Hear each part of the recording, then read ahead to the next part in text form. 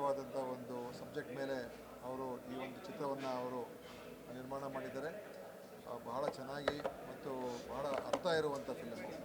ನೇತಾಜಿ ಸುಭಾಷ್ ಚಂದ್ರ ಬೋಸ್ ಅವರ ಒಂದು ದೇಶದ ಸ್ವತಂತ್ರದ ಸಂಗ್ರಾಮದ ಇತಿಹಾಸ ಅದು ರೋಮಾಂಚನವಾದದ್ದು. ಅದರಲ್ಲಿ ವಿಶೇಷತೆ ಏನಂತ ಹೇಳಿದ್ರೆ ಅವರೇನು 5 ಬ್ರಿಗೇಡ್ಗಳು ಮಾಡಿದರು.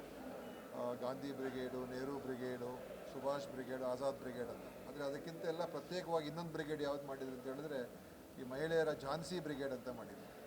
ಅಂದರೆ ಮಹಿಳೆಯರು ಬಹುಶಃ ಯಾವ ದೇಶದಲ್ಲೂ ಕೂಡ ಆ ಸಮಯದಲ್ಲಿ ಮಹಿಳಾ ಬೆಟಾಲಿಯನ್ ಅಥವಾ ಮಹಿಳಾ ಬ್ರಿಗೇಡನ್ನು ಯುದ್ಧದಲ್ಲಿ ಭಾಗವಹಿಸ್ತಕ್ಕಂಥದ್ದಕ್ಕೆ ಹೋರಾಟ ಮಾಡೋದಕ್ಕೆ ಯಾರೂ ಕೂಡ ಬಹುಶಃ ಯಾವ ದೇಶದಲ್ಲೂ ಆಗಿರಲಿಲ್ಲ. ಅದನ್ನು ಸುಭಾಷ್ ಚಂದ್ರ ಬೋಸ್ ಅವರು ಆ ದೇಶಭಕ್ತಿಯ ಒಂದು ಏನು ಅವರು ಸಾರ್ವಜನಿಕ ಜನರಲ್ಲಿ ಅವರಲ್ಲಿ ಅದನ್ನು ಪ್ರತ್ಯಕ್ಷ ಆಗುವಂಥ ರೀತಿಯಲ್ಲಿ ಮಾಡಿದರು.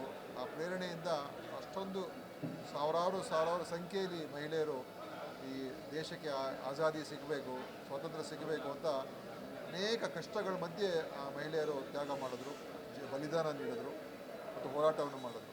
ಆ ಒಂದು ಚಿತ್ರದ ಇವತ್ತು ಪ್ರಥಮ ಬಾರಿಗೆ ಈ ಒಂದು ಸಬ್ಜೆಕ್ಟ್ ಮೇಲೆ ಫಿಲಮನ್ನು ಮಾಡ್ತಾಯಿದ್ದಾರೆ.